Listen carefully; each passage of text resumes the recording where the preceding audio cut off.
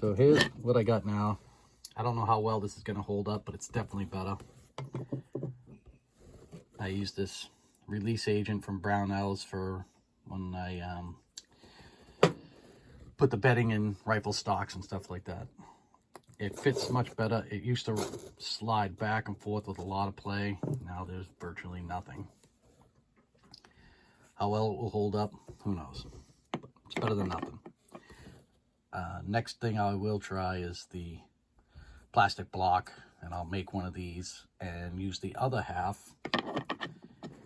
Somehow mount the other half, eliminate this, mount the other half, and have an actual half nut assembly, and I'll make this adjustable in some way so I can take a little of the backlash out of it. This end was a mess when I got the machine. It was super sloppy. This thing would rock back and forth like 1/4 of an inch. Inside was all messed up. It could use new bearings. I did clean them up. I polished the races. It's got the 3-piece style ball bearings in it. Some point I might upgrade to sealed bearings just to keep stuff from getting in there. I don't know what happened to this. I don't know if it was poorly machined from the rip or someone tried doing something and messed it up, but the shaft was a mess. I had a hard time getting the bearings off on this side. These ones didn't really have much resistance. The one bearing has a slightly larger inside diameter hole than the other one. So it was a mess when I got it. I cleaned it up. It was a little better. But the big problem is this piece right here. It's like a collar that's only held in by this one set screw and a little dimple. I deepened the dimple and tightened it, but it will come loose after, 10 hours worth of time on the lathe, and it starts moving back and forth within the cast housing, and it just generates even more slop. Got it in there pretty good. I'm probably gonna have to put a second set screw here, or maybe even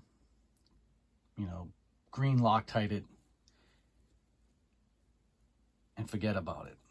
I don't see what purpose this holds other than a place for the bearing on the inside there. And as you can see, there's plenty of room for crud to get in there. So hopefully at some point I'll find some sealed bearings that fit in there. So there's a 3-piece ball bearing in this side and a 3-piece in this side.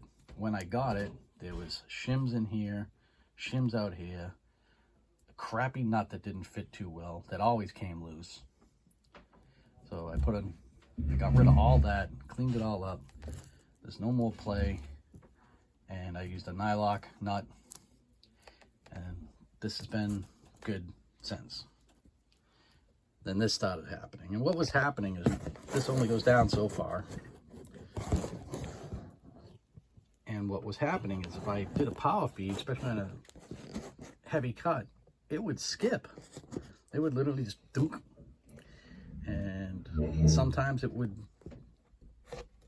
kind of correct itself. Sometimes I had to give it a little crank to just get it back on track. But all said and done, I think this will work out for what I need. I'm not making anything crazy high tolerance. Basic shafts, no critical fits, no press fits, no slip fits. And if I do need something critical fit, I'll usually just polish it down until it fits. So we'll get this back together at some point and we'll see how it goes.